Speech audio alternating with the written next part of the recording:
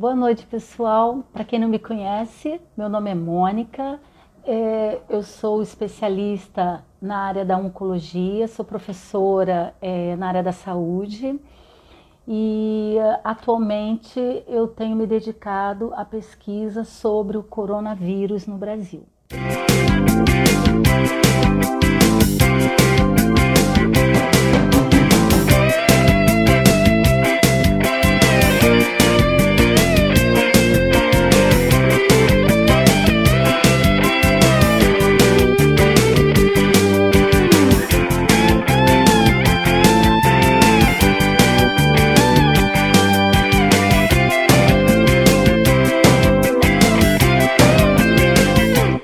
Muito bem, mais uma vez nós estamos voltando aqui com Saúde Total, com a Mônica Lima. Estava se apresentando, eu vi que você estava se apresentando aí. Nós vamos voltar a falar essa semana, que toda semana a gente atualiza os dados do Covid. Tem gente que me pergunta assim, poxa, mas por que vocês continuam falando de Covid? Tanta gente já fala de Covid, tanta mídia fala de Covid. Pois é. Mas a gente insiste na fala da Covid, primeiro porque é a doença que está causando o maior transtorno no mundo hoje. Exatamente. E não é diferente no Brasil, né? E a gente precisa manter o nosso público, as pessoas que nos acompanham, sabendo do que está acontecendo. O segundo aspecto é que, nesse momento em que as informações e a própria pandemia está tão instrumentalizada, né? Esse caos está todo instrumentalizado politicamente, a gente precisa tentar traçar um viés que não esteja nem para um lado nem para o outro e que consiga informar com certa isenção as pessoas para que a gente consiga passar por esse processo sem se contaminar ou contaminar o mínimo possível com essa utilização política que se faz da doença, né? E descontaminar também algumas pessoas que estão... Bom, nós estamos vivendo, Mônica, nós estamos vivendo já a segunda ou terceira onda, ou melhor, segunda ou terceira semana de flexibilização do isolamento, né, que foi feito no país, principalmente nas grandes capitais. Considerando Rio de Janeiro e São Paulo, onde o número de contaminados e de mortos é maior, vamos utilizá-los como exemplo. Essa flexibilização já vem acontecendo. Eu tenho um posicionamento e reclamei algumas vezes que essa flexibilização está sendo feita, no meu entendimento, no momento mais errado, porque foi errado no início e agora está sendo errado de novo, porque não tinha número para poder isolar e agora não tem número para flexibilizar. Mas a minha opinião pouco importa. A minha opinião é de leigo, né? E como leigo que eu estou falando. Mas me parece temerário. De qualquer forma, o que eu vejo? Eu vejo que o povo tem agido com uma sensação de que tudo acabou. Passou tudo. Exatamente. Eu falava com você um pouquinho antes da gente começar a live, que eu fui aqui pertinho de casa hoje e num caminho de 400 metros ida e volta, eu era o único de máscara e ainda assim, no meio de pelo menos de 300, 400, 500 pessoas que cruzaram por mim nesse espaço que eu transitei. Quer dizer, é um relaxamento muito grande, né? Sim. Relaxamento completo, não é nem uma flexibilização, é um relaxamento completo. Isso pode trazer para a gente consequências muito ruins, né? Exatamente. O que eu queria antes explicar, antes não, né? Explicando a situação em si, é que o que eu estava também conversando com você, o Jansen, o Brasil, ele não pode ser visto como um todo. Por quê? Porque o Brasil é de um tamanho continental. Você tem estados com climas diferentes, você tem estados com padrões comportamentais diferentes, isso afeta muito, muito. Então, essa flexibilização, no meu ponto de vista, ela não pode ocorrer em todo o território brasileiro, porque nós nós estamos passando por uma pandemia. Não é, alguns pesquisadores estão colocando como epidemia no Brasil. E não é uma epidemia, é uma pandemia com diversas epidemias com padrões diferentes. Cada estado está tendo um comportamento da doença diferente por conta do clima, por conta do comportamento da população, cada um tem um comportamento diferente. Então eu entendo que essa flexibilização ela deveria ocorrer de forma organizada, politicamente também organizada. Cada governante de suas respectivas cidades deveriam avaliar a situação de suas cidades individualmente e não simplesmente flexibilizar o Brasil todo. Então, temos cidades aí do interior de São Paulo que agora está tendo um aumento de casos, enquanto que na capital nós estamos tendo uma queda. Então, assim, isso tem que ser avaliado com muito cuidado, porque senão, se todo o Brasil for liberado dessa forma, nós temos aí um risco, não estou afirmando, podemos aí ter uma nova onda da doença, e isso seria devastador, não poderia ocorrer. Portanto, independente de flexibilizarmos ou não o isolamento, é preciso manter determinados cuidados que a gente vinha mantendo, né?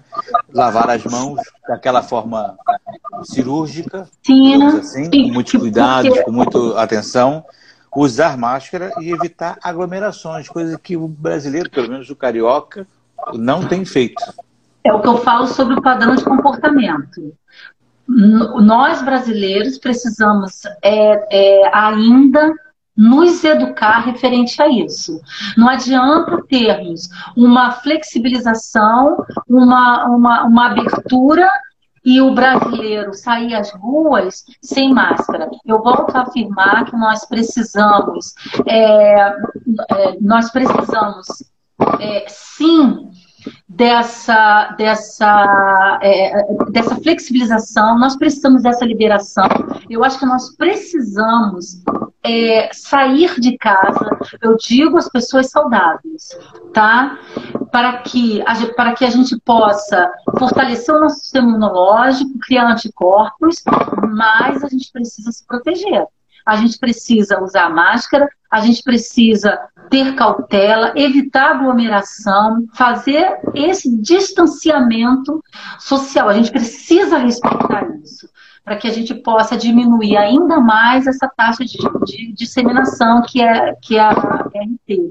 Eu ainda acho que, pelo fato do comportamento nosso ser um comportamento muito variado e muita gente não ter os cuidados necessários, quem puder e se sentir vulnerável, podendo, fica em casa.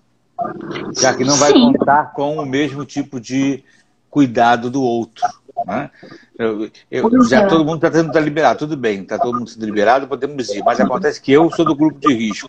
Se eu sei que não vai haver do outro, das pessoas que estão no lugar, dos meus circunstantes, preocupação com a minha presença, com a minha vulnerabilidade, eu podendo, vou ficar em casa. Eu entendo que aqueles que são do grupo de risco, tá? Eles precisam ainda ficar em casa. Isso eu tenho colocado desde o início. As pessoas do grupo de risco, os pacientes oncológicos, os pacientes, as pessoas que estão ainda, que estão com coronavírus, por exemplo, sintomas. Então, essas pessoas, eu digo que eles ainda precisam ficar em casa. Agora, a população em geral, as pessoas saudáveis, elas precisam sim ter esse contato e sair, mas com todo cuidado. Isto é importante, esse distanciamento social é importante durante esse período de liberação, de flexibilidade, é importante. E as pessoas precisam ter consciência disso, porque senão o que vai acontecer? A gente pode ter um aumento do número de casos, novas pessoas, uma nova onda aí. E não é o que a gente quer. Não é o que a gente quer, porque por enquanto não temos como combater o vírus, não é? Perfeito. Isso mesmo. Agora, na sequência sobre a questão da flexibilização, sempre nos foi dito que a flexibilização poderia ocorrer a partir do momento em que nós tivéssemos passado pelo pico, né? Eu tenho ouvido, acompanhado e visto em muitos lugares, alguns pesquisadores e médicos, especialistas dizem que nós já passamos pelo pico, portanto podemos flexibilizar. Outros dizem que nós ainda não passamos pelo pico, ainda precisávamos ficar em casa, não é hora de liberar ninguém e tudo mais. Eu sei da sua opinião, você vai colocá-la agora, mas por quê? Essa é a primeira pergunta. Por que tendo como base os mesmos dados, as mesmas informações, né? A pesquisa científica é uma só. Por que alguns pesquisadores consideram que o pico já veio e outros consideram que o pico ainda não veio? Então, como é que nós avaliamos se nós estamos próximo ao pico ou se nós já passamos por ele? Nós avaliamos 3 fatores. O primeiro fator é o número de casos e o número de óbitos. Esses números de casos, eles têm aumentado ou eles têm diminuído? O segundo fator é a taxa de disseminação, que é a RT. Então, essa taxa, ela tem decaído ou não? E o terceiro fator, e um pouco menos avaliado por determinados pesquisadores, que é o número de casos que chegam nos hospitais com a síndrome respiratória aguda grave. Então, por que a síndrome respiratória aguda grave? Porque constantemente a Fiocruz recebe informações de pacientes que chegam no hospital com síndrome respiratória aguda grave por conta da H1N1. Sim. Então, essa informação ela é importante, porque daí a gente tira, H1N1 ou pelo coronavírus? Entendeu? Então, assim, mas nem todos os pesquisadores avaliam esse fator. Eles avaliam mais o quê? Que é a taxa de casos, que é o número de casos e óbitos, e a taxa de disseminação, que é a RT. Na minha opinião, como pesquisadora, assim, são dois grupos de pesquisadores, né? Aqueles que enxergam o Brasil como o Brasil, uma coisa só. Então, se o pesquisador ele avalia o número de casos e de óbitos num Brasil como um todo, para este pesquisador, nós não chegamos ainda ao pico. Esse pico vai chegar lá para meado de julho, início de agosto. E existe o segundo grupo de pesquisador, que é no qual eu me incluo, que não vê o Brasil como um todo, que é como eu falei anteriormente. O Brasil é um país que tem diversas cidades com climas diferentes, com padrões comportamentais diferentes, e por conta disso, a doença, a Covid-19, ela tem tido uma resposta, esses estados têm tido uma resposta em relação à doença de forma diferente. Mas não só por conta das condições diferentes do próprio local, né? Condições climáticas e tudo mais, que são diferentes, mas também pela própria diferença de comportamento das autoridades. Do comportamento da sociedade e de atitude das autoridades. Da população. Eu estive em Manaus, como você falou, fui lá fazer o levantamento epidemiológico da população lá, dos pacientes lá, e o padrão comportamental lá é totalmente diferente do daqui. No entanto, o clima lá é mais quente. Então, por isso que nós temos lá a taxa de disseminação lá já está decaindo. Amazonas, Pernambuco. Então, essa taxa nesses estados tem decaído. E eu entendo que para haver uma flexibilidade na cidade, essa taxa ela deveria estar beirando aos 0,1. Seria uma flexibilidade segura. Tá? No Amazonas, por exemplo, a RT já chegou a 0,7. Então, já podem flexibilizar. A minha preocupação é que lá, quando houve flexibilização, foi todo o povo para a rua, sem máscara, sem nada, e as crianças já brincando no chão. Então, mas aí que tá, a gente precisa avaliar esse padrão de comportamento. É verdade. Então, cada cidade ela precisa ser avaliada individualmente, principalmente por seus governantes. Deu para entender Perfeitamente. Essa complexidade, que na verdade não é tão complexo, é só entender dessa forma. É por isso que cada pesquisador pensa de uma forma diferente. Exato. Dependendo do prisma com o qual ele olha o país. O ponto de vista dele. Perfeito, entendido. Tá. Ok.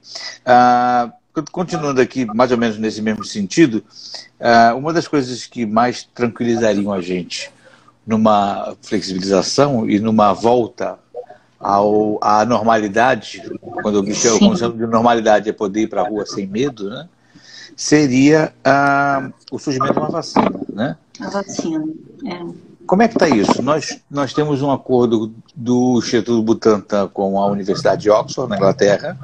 Né? Nós temos o governo de São Paulo também com uma compra, inclusive já realizada, ou pelo menos apalavrada, com um laboratório chinês. Né? Eu não me falha agora a memória o nome. E parece que ainda tem uma outra vertente também da Inglaterra, com uma terceira possibilidade de vacina, né?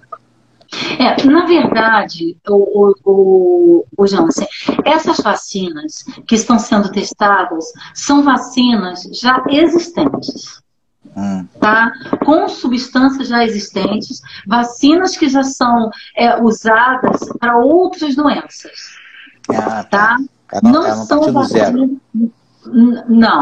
Não, até porque se nós começássemos do zero, quando que nós teríamos a vacina contra o coronavírus? Daqui a 10 anos. Então, está sendo feita está tendo uma corrida, né, na pesquisa, mas em cima, por enquanto, dessas vacinas que já são existentes. Essa semana eu estava lendo um artigo, tá? Mas é um artigo muito respeitado, da Universidade de Londres e do Hospital Universitário de Londres, com diversos autores profissionais, epidemiologistas, médicos, biólogos, profissionais respeitados, e que estão fazendo pesquisa e falaram sobre a vacina da poliomielite. Porque, segundo essa pesquisa que foi feita, o poliovírus e o coronavírus, eles têm um comportamento muito parecido em relação ao sistema imunológico. Eles reagem de forma muito parecida, não é igual, né? Parecida ao sistema imunológico. E segundo esse artigo, que eu quero que quem puder ler, eu achei muito interessante, pessoas que já tenham tomado a vacina, tudo pode, nós não temos ainda certeza de nada, né? Pode ter uma imunidade maior contra o coronavírus. Então, isso eu achei muito interessante, e eles estão evoluindo na pesquisa. Só que se a vacina, é claro que não seria a vacina da poliomielite, seria uma vacina modificada, não é? Que teria que ser baseada em toda a característica do SARS-CoV-2, tá? Que isso é importante. Sim, claro. Tá? Porque igual os medicamentos estão sendo utilizados. Se você usa uma medicação só porque você leu na internet que a medicação ela fez efeito num paciente, num hospital tal, e você vai lá e compra o medicamento, toma para poder prevenir, você está correndo um risco muito grande. Claro. Porque não é aquele medicamento que foi desenvolvido para uma determinada doença, ele para ser autorizado para curar a Covid-19, ela precisa de embasamento científico, ela precisa de diversos, porque o meu organismo é diferente do teu. Nós temos que ter consciência disso, né, para evitar até um número maior aí de óbitos que depois pode a pessoa morreu por conta do coronavírus e não foi, né? Foi por conta dessa administração errada de medicamento. Maravilha. Para a gente se encaminhar para o final da nossa live, eu queria te perguntar o seguinte: uma das principais causas de morte, pelo menos das mortes mais gritantes ou das mais desnecessárias que a gente percebe em diversos telejornais e de várias mídias, portanto não estou dizendo nem de uma mídia só, são casos causados, são mortes causadas por conta de má gestão local ou da falta de medicamento, ou da falta de equipamento, ou da falta de leito, ou da falta de uma anamnese adequada, enfim, a pessoa podia não ter morrido por conta de um mínimo cuidado, de mínima atenção, não teria acontecido. Eu estou dando esse ambiente para perguntar o seguinte: será que, com tudo que ocorreu durante essa pandemia, as nossas autoridades, sejam elas sanitárias ou autoridades políticas apenas, elas aprenderam alguma coisa? Você percebe que houve algum tipo de aprendizado dessas autoridades, das lideranças médicas, institucionais de saúde, coisa parecida? Aprenderam alguma coisa para que estejamos preparados para futuras ocorrências, ou até para uma segunda onda, ou nós vamos continuar ad eterno, ad perpétuo, morrendo muito mais por conta da incapacidade, da incompetência ou da ingestão do poder público do que do vírus? Eu acho que as autoridades, principalmente políticas, eu acho que o que elas aprenderam foi mais uma lição de como, né, serem oportunistas em determinadas situações. Usar o caos como oportunidade. Como oportunidade para pedir verba, tá? Para ganhar dinheiro. E eu penso o seguinte... E sumir com a verba. Exatamente. Com a verba. Olha que oportunidade maravilhosa, não é mesmo? Você culpar um vírus pelo número de óbitos, né? Não é que a população, você chega no hospital... Porque, Jansen, pessoas morrem todos os dias, e muitas, em hospital, por falta de equipamento, por falta da melhoria da saúde pública, e ninguém fala nada. Então é muito mais fácil aquele governante culpar, por exemplo, um médico, dizer que foi um erro médico. É muito mais fácil você culpar o vírus. Então, eu entendo, eu falo aqui como um pouco de indignação como pesquisadora, porque nós temos um trabalho árduo, nós estudamos muito, ficamos noites em claro estudando, para encontrar soluções para diversas doenças. No meu caso, por exemplo, câncer, que é o meu estudo principal, câncer, e atualmente a Covid-19, para que os governantes se aproveitem dessa situação, tá? E o povo fica como? Fica aquém desse caos todo. Fica como um joguete, né? No meio de toda essa maluquice. Uns falam uma coisa, outros falam outras, informações desencontradas, ninguém orienta de verdade, ele chega no lugar, não tem entendimento, é um caos total, uns morrem, outros dão a sorte de voltar e um abraço. E é muito fácil você colocar informações na mídia dizendo que faltam leitos, é culpa de tal governante. Falta medicamento, culpa de... É muito fácil você estar numa situação como essa. Eu estive num